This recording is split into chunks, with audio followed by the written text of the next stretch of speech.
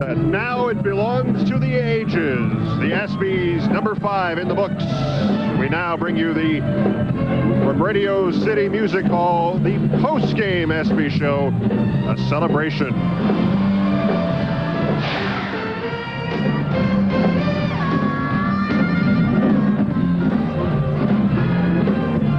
Hi there, from the files of Let's Milk This a Little Longer.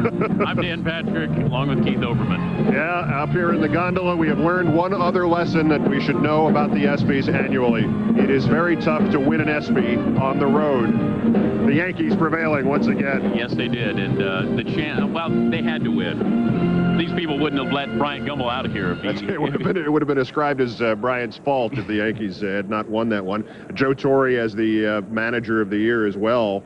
But, you know, what a great afternoon and evening it has been here, and the Yankees are not an undeserving choice as team of the year. No, and I think that when you see Joe Torre, you can't help but root for him. Absolutely. Because he's been a friend of ours for quite some time, and he hasn't changed. He's a very humble man, and you can't help but root for him and the Yankees, and I guess for George Steinbrenner.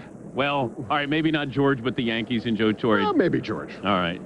Bob Lee is with George. Thanks, guys. And, George, you guys have basically cleaned up this evening. Well, geez, it was a good night for the Yankees, good night for New York. I'm glad we won it, and we're very proud. And ESPN has done a wonderful job with this program. Just wonderful. And it's really a wonderful prize to win. I owe it more to the fellows behind me, though. I'm just the owner. They're the guys that did it, so you better talk with them. But well, Bob Watson's here, Joe Torre's here. You've taken your World Series trophy. It's down at City Hall, so now you have an ESPY to at least occupy that spot on the mantle, huh? Well, that'll probably go maybe we'll put that in Albany. Well, because it belongs to New York. It belongs to New Yorkers. The city needed it. The city got it, and it's a great thing. Great honor. Let me ask you a question, because I know you're playing a benefit game for Eddie Robinson down at Grambling, and you have walked the walk with affirmative action hiring. What an evening tonight with Ali, Rachel Robinson. Wasn't it great? Someday I hope Eddie Robinson will be up here. We're going to Grambling. We're going to play in Grambling because this man has been head coach since Pearl Harbor year, 41. Right. And he deserves this. And we're the world's champs. We're going down and play his team. And I hope he doesn't beat us. Well, but George, congratulations. Thanks, Bob and Joe, congratulations to you guys. Dan and Keith.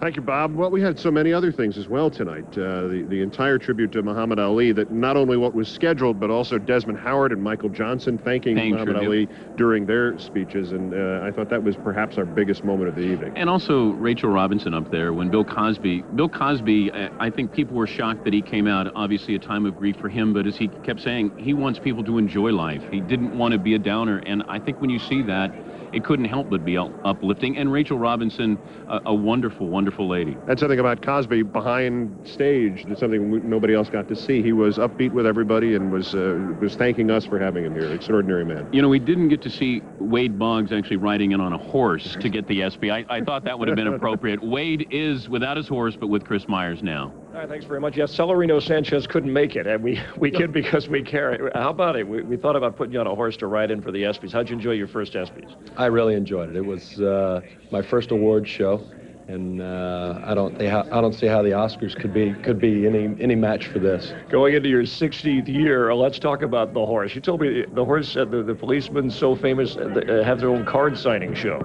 Well, they are famous, and I heard that they're doing card shows, and as a matter of fact, we have one lined up in the middle of the summer to do together. So that'll be another get-together of that famous ride. It was a great night for New York and the Yankees. How would you describe the kind of season it was for you? You've been around baseball a long time to have shared this and won it all. Oh, it was so magical, and so many things happened throughout the course of this season, from Joe's brother dying to Joe's brother getting a heart transplant, and just all the ups and downs and the roller coasters that we had throughout the whole season, and it was very special. All right, and you know, you get to mesh with celebrities and other athletes. Who was your favorite celeb you got to meet or say hi to? Well, Dennis Hopper's always been my favorite actor, and when I got to meet him, I'm a big actor buff, and as a matter of fact, he's walking out the door right now. He's one of my favorite actors. All right, I know you want to say hi to Jeff Foxworthy as well, who's, of course, a disappointed Braves fan that the Yankees won it all. With Wade Boggs, Chris Myers, let's go back to Keith and Dan. All right, Chris, and you refer to Celerino Sanchez, one of my childhood favorites, the great late third baseman of the Yankees from the early 70s. Great crowd, and I think when you looked at all the different athletes, and you look how great they are in their individual sports, but there are so many great ones. Like Michael Johnson is really a forgotten guy, and he had one of the most amazing years. Evander Holyfield came from nowhere to TKO Mike Tyson. He got a big round of applause. I don't know if they were rooting as much for Evander as they were that Mike got knocked out, but we'll let Charlie ask the new heavyweight champ of the world. He's standing by. With the now 3-time heavyweight champion of the world and the 2-time ESPY award winner Evander Holyfield, congratulations. Well, thank you. It's been a pretty good year for you. Been a great year so far. Now, when you were in the ring with Mike Tyson last November, when did you think you had it won? When I had it won going in, the match was mine, and I knew I just had to show up and get it. At what point in the fight were you over the hump, where you knew it was yours? After it was over. But late in the fight, where clearly the tide had turned. Well, understand the game of boxing, one punch can get you out of there. Anytime you get overconfidence, they get reckless, a guy can swing one shot and get you out of there. And his history has proven that, with John Tate and other fighters. There is a question, of course, you're going in to fight Mike Tyson in May. You're going to make $35 million, not a bad one-night stand. Are you still hungry?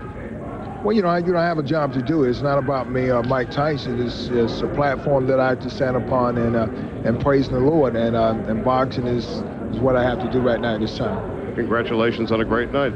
Evander Holyfield, heavyweight champion of the world. Let's go back to Dan and Keith.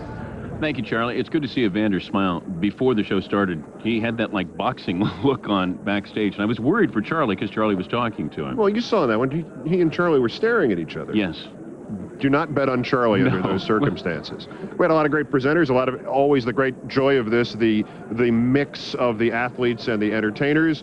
Scott Bakula, the television and movie actor, was one of the presenters and is with Chris Myers. Yeah, and remember him from Quantum Leap. We talk about that program all the time. You grew up St. Louis, big sports fan. You watched Joe Torre as a youngster. Did you have a chance to say hi to him tonight? I didn't get a chance to say hello to him. I really wanted to, though, because I was a big fan of his when he was in St. Louis and a big fan of what he did here for the Yankees this year. How would you describe yourself, Scott, as a sports fan, and what was it like for you to be here tonight to share in this? I know you said you watch these guys perform all the time. Yeah, I grew up playing a lot of sports, and it was wonderful to be here and see all these people. I would have loved to have done this for a living, If I'd given a choice, I would have loved to have played. If you could trade places, and instead of you'd rather be an athlete. Oh yeah. Yeah. What sport? I would have played probably soccer or tennis. So I would have been happy. Neither of which were honored here tonight. But we won't talk about that. No, but if you see that Quantum Leap thing, you could do something like that, right? That's probably why you enjoyed that. Absolutely. So what would be your ideal dream position to be in? I mean, throwing the winning touchdown in a Super Bowl, maybe making that golf shot to win the Masters. If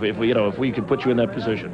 Well, I think I don't know how any of these guys perform with the pressure they perform, or whether it be throwing the football or kicking the field goal in the last seconds, or making the three-pointer. I think that's pretty exciting to be in a basketball arena and shooting that three-pointer at the buzzer. All right, we'll look for you on TV and in the films. Thanks for being with us. My pleasure. All right, Scott Bakula here with on the floor at the ESPYs. Let's go back to Keith and Dan. All right, Chris, much more to come as we wrap up the ESPYs and give them to the ages, as we said at the beginning of the broadcast, including we will hear from Michael Johnson, the same Michael Johnson whom Dan forced against his will to make news earlier in the evening. You have this big grudge match coming up, Donovan Bailey, June 1st. You don't like him, do you? He doesn't like the whole country, so how can I not like him? He told us all Americans are idiots. So you're guaranteeing a victory? Yeah, guaranteed. Welcome back to the Sistine Chapel of Sports. It's Radio City. We were up all night painting this thing. I hope you enjoy it. On our backs, painting it. The show that won't go away. It's the ESPY post-game show. Now, on the theory that you never outgrow your need for interviews with Janine Turner, our Chris Myers is standing by with an interview with one of our celebrity presenters, Janine Turner. Yeah, I mean, Northern Exposure was just the begining. ESPY Exposure, you're all over the place. I know. All right, let me get your favorite moment of the evening. Well, I think when Bill Cosby came out, it was pretty tremendous. Joe Torre, I happened to watch that game, so it was wild seeing him. Those are some of the highlights. The little gymnast winning. All right, and you, the little gymnast. Very strong. Right, there we go. Very strong. All right, and you got to present with Dennis Hopper, who's a little weird. He told me backstage he was talking about all his fantasies. He said the ones that worry me are the ones that involve the Seven Dwarfs. I didn't touch that. Yeah, what did he say to you? It was his idea to make it instead of just flashback, to acknowledge that they're like black and white flashbacks, and they're Technicolor flashbacks. I didn't know there was a difference. Did you know that? No, I didn't. I remember when they talked about the blue dot in hockey that they added that. He said he's been seeing that for years. So what's he really like? He's a guy you'd hang out with? Oh, I think he's wonderful to hang out with. Very nice. All right, now we always are concerned about fashion here. Is Keith and so the lady in red. Now, what makes you choose a color and an outfit like this on a night like this? Valentine's Day. I thought I'd be ready for Valentine's Very good. Day. All right, how sweet. Just 5 or 6 days away. All right, you're planning. I'll see you over at the museum party afterwards for Janine Turner. All right, let's go back to Keith and Dan. Yeah, that's right. You're the co-hosts downstairs. Thank you, Chris. Now, I'm gonna ask my tag team partner a question here. When you were interviewing Michael Johnson live, what possessed you to try to extort from him a prediction as to his match rate? Not a prediction, a guarantee. I wasn't trying to. He was just talking about patriotism and the United States, and here's Donovan Bailey, who's from Canada, and it's all about pride. And so I just said, do you guarantee a win? And he said yes. Let's see if he says it again to Bob Lee or if he's denied even knowing you. Bob? Thanks, guys. It's been a busy evening for you, Michael Johnson, and you have flat out guaranteed a win in this match race. Did I do that? Yeah, I think you did. We got the tape to prove it. I think I was talked into doing that. No, I mean, if I don't feel like I win, then I don't go out there. And I feel like I win, and I feel confident. I'll be in as good a shape this year than I was last year, and I'm looking forward to it. 150 meters. Any difference in the way you're training for the 100 and 200 meters, your specialties? I'll do a little more speed work. I'll work a little bit more on the technique of my start, my first 3-4 steps out of the blocks. Other than that, pretty much everything else is the same as the 200. So going into this match race, each one of you guys have Olympic gold, but you've got an ESPY. That's right. I've got an ESPY, and I think that gives me an advantage. Congratulations in that race at the World Championships. All right, thanks. All right, guys. I wanted to correct Bob there, and I don't do it very often. Michael Johnson has 2 ESPYs. And he darn well did say that he was going to. Yes, he did. Next we'll have Carrie Strug denying you carried her off. I'm still hurt from that. Well, I could tell that one readily. The groin went. You know who's back? Well, 2 people are back. Robert Wuhl. And Chris Myers. Chris? All right, well, thanks. We're working the lobby. Robert Wuhl / Arliss Michaels. Now, he had one of the earlier presentations in the ESPY, so you've been in the green room for a couple of hours. You were one of the first ones in there. How you doing? That's right there. It was a great show. I thought everybody was touching. Touching what? Well, I just every award just got me somewhere, and I mean, and anybody who makes fun of these awards, they kiss my ESPY, if you know what I mean. Well, how important are award shows in the big picture? Hello. They're important. You guys do a great job, and let me tell you something. People put them down, but all you guys, CNN, SI do a great job. We're ESPN, and we have ESPN. You do a great job. News. A great job. Do you know what an ESPY means when someone wins an ESPY? How important that is to them? Yeah, I mean that's worth a lot of money. Who did you run into in the green room, by the way? Jack was there. Who? My friend Jack. Daniels. Who was in there that we didn't see on the program? Oh, gee, who was there? Let's see, who was there? Michael Jordan was backstage there. Gretzky, Messier, Scottie Pippen. Mike Tyson. Didn't you get any shots, any of these guys? No, we must have missed that. Well, Robert, good to see you. You did a great job. All right, I want to get you some ice water, okay? You did a great job, and I mean everybody out there. This is good. We're going to back to the green room with Robert. Well, that's the green room. Back to Keith and Dan. All right, Chris. Whatever Bob's wearing around his neck there, it's too tight. Yes, it is. Clearly, it's a little oxygen deprivation during the evening. It has cut off the blood supply to him. We have plenty more. Ooh, that sounds like a threat. Yes, it's the post-game party that won't go away. You missed a spot on the ceiling. First month, the Heisman Trophy, folks. Give it to me. The next month, the Roberto Alomar pose. And finally, the Riddick Bowe pose. The unique Mr. Muhammad Ali.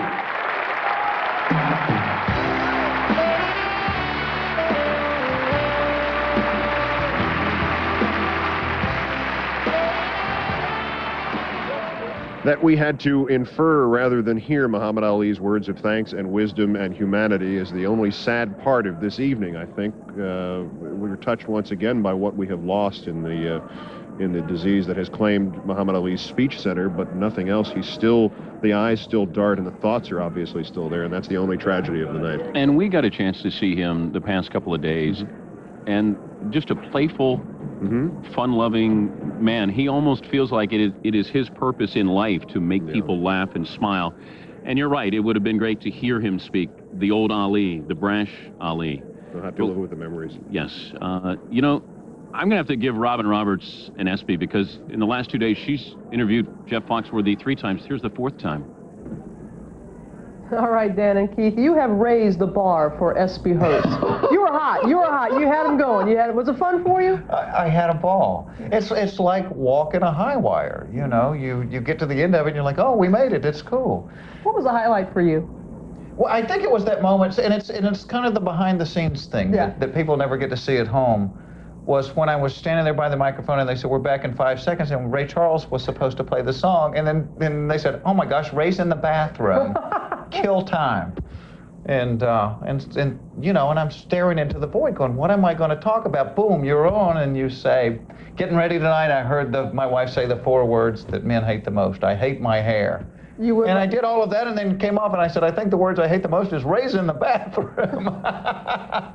That was quite a moment. Oh. Equally, and can't make any kind of comparison, the Jackie Robinson. Unbelievable. Didn't you feel like, boy, I wish I could have seen him play? That's exactly, I was watching the film. That part where he was taking the lead off first, I was like, oh, I wish I could have seen Jackie Robinson play. I wish you could have known this man. Between Jackie Robinson and Bill Cosby and Muhammad Ali tonight. The car. Well, sitting back in my dressing room, I walked back there. It was in the dressing room. I opened the curtain, and there it was. There you go. You the man. Thank you, Jeff. People are going to start talking the way we're spending so much time together. Yeah, I know. Well, we'll talk a little bit more. Let's back to Dan and Keith. Thanks, Robin. Mark Curry is complaining and worried a little bit after you saw that during the ESPYs. Anyway, we'll be back to wrap up the post-game show. Stay with us, please.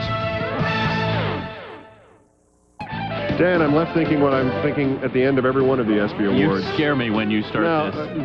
That we always get to the party late. That's true. We got to do something about this next year. No finger sandwiches left. Hors d'oeuvres have already been worked over. But we get to stay to watch SportsCenter, which is next.